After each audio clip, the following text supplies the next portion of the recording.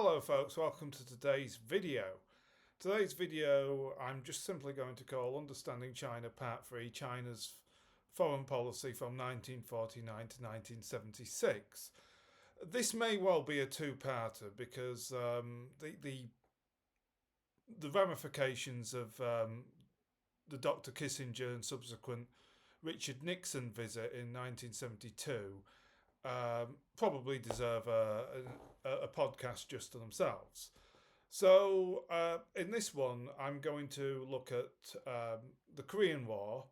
I'm going to look briefly at some border clashes in 62, 69, and also 79. And I'm also, but the more important thing is the Korean War and the Sino-Soviet Split. So, without further ado, I'll start with the Korean War. So, at last podcast, we basically left off in 1949. Now, let's consider something for a moment. Let's imagine you've just finally come to an end of years of war. You've finally got a new government set up, and you can finally look upon development and basically building the new China that people had long imagined since the turn of the century or even earlier. What's the last thing you want? Well, easy to answer, a new war. Well, unfortunately, that was on the cards. Um, Now, the Korean War was impossible for China to ignore. It was impossible for China to ignore because of the geostrategic ramifications of Korea itself. To quote Teddy Roosevelt, the first US president to really take international affairs seriously, which is part of the reason why he's on Mount Rushmore, Teddy Roosevelt once described Korea as a dagger aimed at Japan. Well, yeah, you were right, Teddy, but it's more often than not a dagger aimed at China, and it had frequently been a dagger aimed at China in the past. In I believe it was the 17th century, the Japanese shogun, or rather not shogun, daimyo, Hideyoshi attempted an invasion of China through the Korean Peninsula, and the Japanese they didn't attempt, they did invade China through the Korean Peninsula.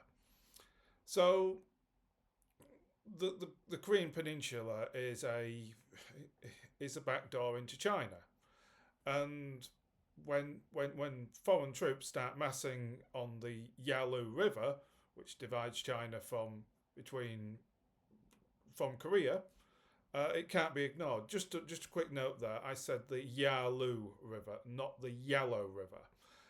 The Yellow River, as we know, is one of the two main rivers flowing through China. The Yalu River is the river which separates China from Korea. It actually comes from a Manchu word. So, just a little bit about the Korean War. So, as we know, Korea had been divided into occupation zones at the end of the Second World War. The Soviet Union agreed at Potsdam, I believe it was Potsdam, to enter the war against Japan, and the Soviets had pushed down south through China's northeast, which we often refer to as Manchuria, into Korea, reaching as far as the 38th parallel. As Stalin once famously said, everybody leaves his respective political system as far as his army can reach. It cannot be otherwise. Well, same is true for the US. They left a pro-capitalist government. I say pro-capitalist, but not necessarily democratic government under the I believe Princeton-trained academic Syngman Rhee. Now, things weren't actually going that well in the South, or the North for that matter. Well, Korea in itself is not a country that's suited for division. I mean, indeed, many countries aren't really suited for division, but Korea especially so, because um, all the industry, all the minerals, rare earths, coal, iron ore is in the north. but all the fertile land is in the south. The Japanese recognised this while they were occupying Korea for 50 years, and they built up the north as the industrial heartland and the south as the breadbasket.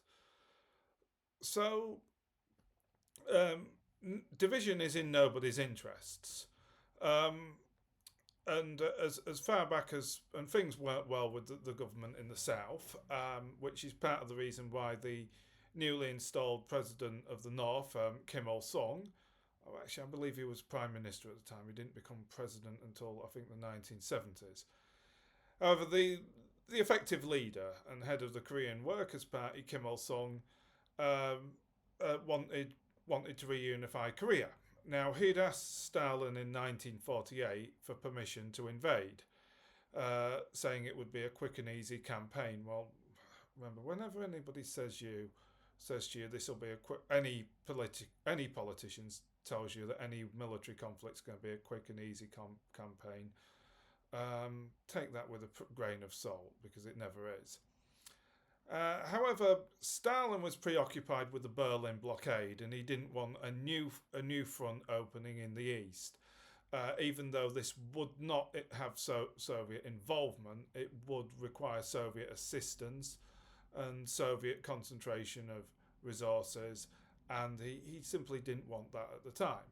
However, in 1950, the Berlin blockade was largely contained, and when Kim Il Sung petitioned Stalin, this time he said yes.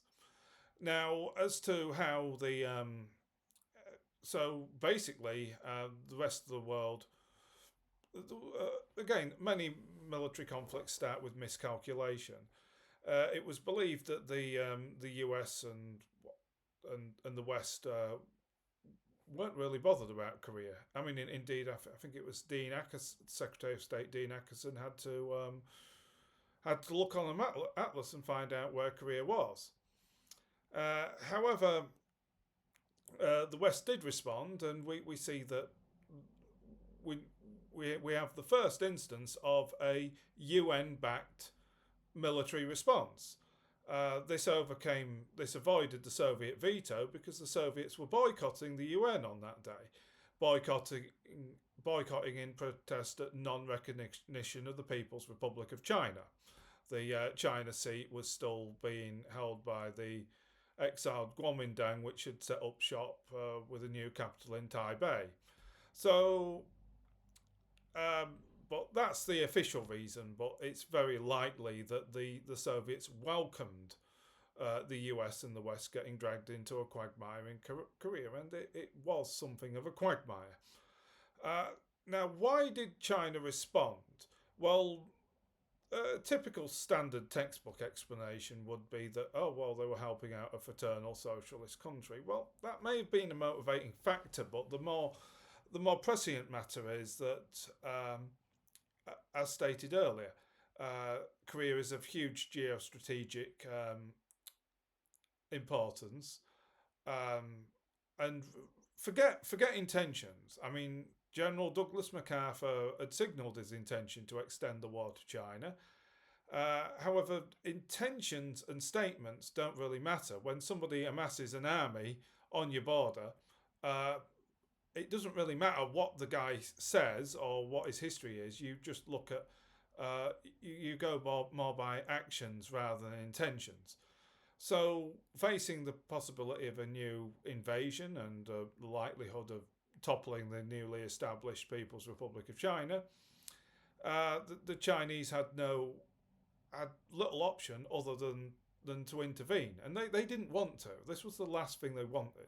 Mao Zedong once said, "China needs 10 years of peace to properly develop." Well, even get a few months. So China chose to send volunteers rather than sending the regular PLA because they did not want to be officially involved in an international incident. They didn't want to officially be at war with the US and officially be at war with the UN. So they sent a volunteer army, which was actually headed by Field Marshal Peng Dehuai. Peng Dehuai had headed the 8th Army during World War II, and was one of the most distinguished of the 10 PLA marshals. Now, again, it was a very much an upstart, very much not much chance to get the army organised, and had to quickly move in.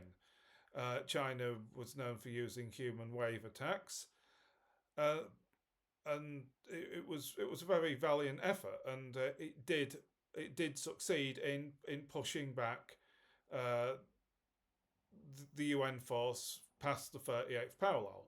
So the Korean War effectively ended with a stalemate. However, Chinese intervention in the Korean War did turn the tide, and it did prevent the DPRK being effectively toppled and ended as a regime. So some achievement was made, and also it, it established China, that China could stand on its own feet. China could stand up to Western aggression, and it was the very first instance of this. So China had regained some respect for the world, and that they'd succeeded in the objective of protecting the DPRK, and also securing the northeastern border, because had they not intervened, they could have faced a at worst invasion. If not, they would have US and US right up to their border. So objectives were achieved. Now, moving on slightly after this, we come to the Sino-Soviet split. Now, the Sino-Soviet split is traditionally dated from 1960. However, the seeds of the Sino-Soviet split were already present while Stalin was alive. I believe it was in 1953 the new president Dwight D. Eisenhower had famously communicated that the Sino-Soviet split was only a matter of time. So why did the Sino-Soviet split happen? Well, divisions over Soviet interests in China were running deep. The Soviets still controlled parts of the northeast, such as Port Arthur, which is now in what's now Dalian, and also the nature of Soviet assistance. The main crux of the Soviet split was the Sino-Soviet split, at least in immediate ramifications, was the withdrawal of Soviet assistance. But Soviet assistance often, well, not often always came with Soviet terms and conditions. Now think back to the first podcast. What was the message of May the 4th? The message was, these guys don't take us seriously, meaning the West. Well, also the same was applicable for the Soviets. The Soviets were, again, those guys that did not take China seriously. Vyacheslav Molotov, Soviet premier, once famously described the Chinese communists as margarine communists, meaning not real communists because their main focus was land reform. However, as stated in previous podcasts, China was largely an agrarian nation, so you can't really build a revolution on the industrial working class when at this particular point in time there just isn't that many of them. China was mainly peasants, so you build the revolution with the peasantry. Now, not digressing to material already covered, um, the issue of the Soviets not taking the Chinese seriously, this first became apparent in Nikita Sergeyevich Khrushchev's famous 1956 speech on the personality cult and its consequences, wherein he denounced the late Soviet leader Joseph Stalin. Now, the China, not everything was hunky dory between the Chinese and Stalin. Mao Zedong famously did not enjoy his trip to Moscow for Stalin's 70th birthday, although that's just a small triviality. But The reality was that the Soviets had been trying to make China into a vassal state.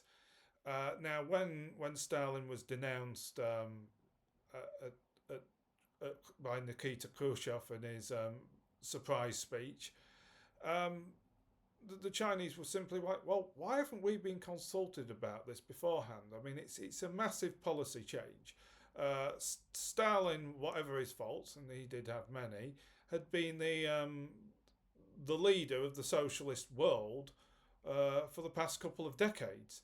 To all of a sudden uh, demolish that icon and brand him uh, as a tyrant, whatever truth there was in this, was still a massive policy revision, and the Chinese just felt that well, we should really have been consulted about this. There were other tensions as well, such as the first Taiwan Straits conflict or crisis in, I believe, 1957, and also further Soviet lecturing on China's model of development. Now, the Sino-Soviet split is normally dated around 1960. Now, it's let's not focus too much on personalities, but it's worth noting uh, that Mao Zedong and Nikita Sergeyevich Khrushchev simply didn't get along. There was a famous summit held in Beijing where Mao Zedong decided to have the summit in a swimming pool, and Nikita Khrushchev couldn't swim, so he had to wear rubber armbands.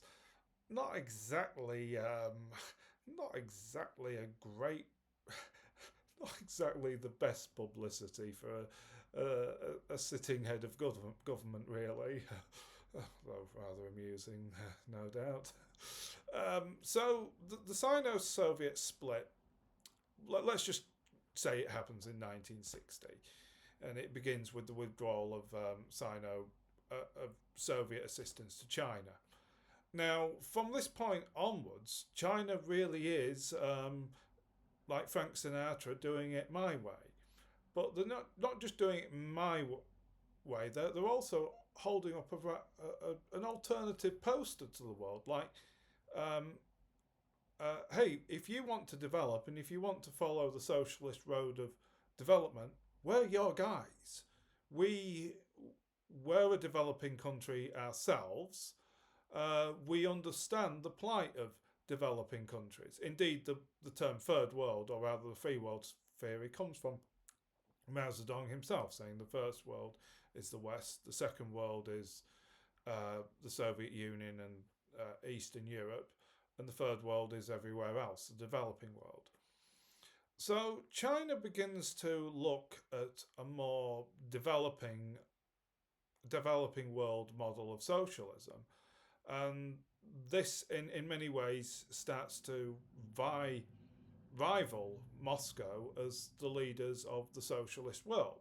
So again, I've recommended this book previously, but you would find no better book on this other than Julia Lovell's brilliant Maoism: A Global History.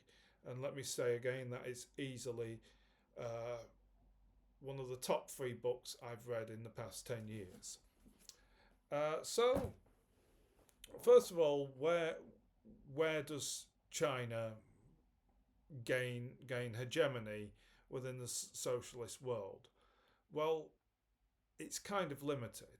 There is North Korea, and North Korea had, had actually, but North Korea had its feet in both camps. Indeed, one of the very smart, very clever way of North Korean foreign policy was that they were able to keep and actually gain aid both from China and the Soviet Union all throughout the Cold War. So there was some influence with North Korea. Indeed, uh, North Korea is China's only treaty ally. I believe their defence pact was officially signed in 1962, if I remember correctly. But North Korea has its feet in both camps, as did Vietnam. And China did provide assistance to the North Vietnamese, as did the Soviets. But the North Vietnamese, well, and later Vietnam itself, always leaned to the Soviet camp rather than the Chinese camp, which was a motivating factor in the short-lived 1979 border war. China did Albania began to lean toward China following the 1968 Soviet invasion of Soviet and Warsaw Pact invasion of Czechoslovakia, and they officially allied with China until 1979 when they split with what they termed to be revisionist China. The other example is Romania. Romania, um, well, the late Nicolae Ceausescu was something of a maverick in the communist world. He opposed the 1968 invasion of Czechoslovakia. He generally carved out a very independent position of Romania from the Soviet Union. For example, Romania did not boycott the 1984 Los Angeles Olympics, and neither did China for that matter. So there was some friendship between China and Romania. However, a lot of China's international influence could be found in Africa, and to this day still is. However, these days it's detached from ideology. Previously, Maoism or Mao Zedong thought was was largely publicised elsewhere as an attractive alternative model of development rather than going the Soviet road, which, hang on a minute, these guys kind of interfere a bit too much. You don't want to be with the Soviets, you want to be with us. We respect you, we'll treat you more as an equal partner. That still goes on because China provides a lot of development assistance to African countries, but this is detached from any ideological underpinnings or any ideological obligations. So if you take a loan from the IMF or the World Bank, well, normally you have to privatise industries, free float interest rates, concentrate on inflation rather than unemployment, because inflation's bad for bondholders, and the IMF don't like debt to be devalued. So, whereas China doesn't do that. China has concentrated on a more ideologically free model of uh, assisted development. So we see China's first presence on the world stage in the developing world during the Mao Zedong era. However, it's more ideological back then. Now, as stated, now it's less ideological. I'll talk briefly about a few border conflicts. So I've already mentioned the one with the 79 border conflict with Vietnam, and as I said, Vietnam's deep entrenchment with the Soviet Union was a motivating factor. The others are the 1962 Sino-Indian War over disputed regions stemming from the McMahon Line. I believe this was a 1915 treaty uh, named after the British official who signed it, McMahon, and what was then the unrecognised and unofficial Tibetan government. Now, this had ceded southern portions of Tibet to India and also the Aksai Chin region of Xinjiang. So most of the conflict, all of the conflict revolved around these disputed areas. But the main point about this conflict is it happened during the Cuban Missile Crisis. So many people, this is often overlooked, and it was certainly overlooked at the time because, the world was embroiled in what was, for all intents and purposes, an existential threat to humanity. So the timing of it, the Cuban Missile Crisis, is largely why the conflict was ignored by the international community. And so sometimes I need to use the inverted commas when I say international community. Now, the final border conflict was the 1969 undeclared war between China and the Soviet Union on the Heilongjiang or Black Dragon River, or the Ussuri River, as it's known in Russia. This border was not officially demarked, um, and basically it began when undisciplined factions of both armies met each other and opened fire upon each other. Now, this lasted a few weeks. It was undeclared, but it was again this represented the height of the Sino-Soviet split. Now, the Sino-Soviet split was a major motivating factor in Nixon's opening to China, which we will look at in a future podcast. Thank you all.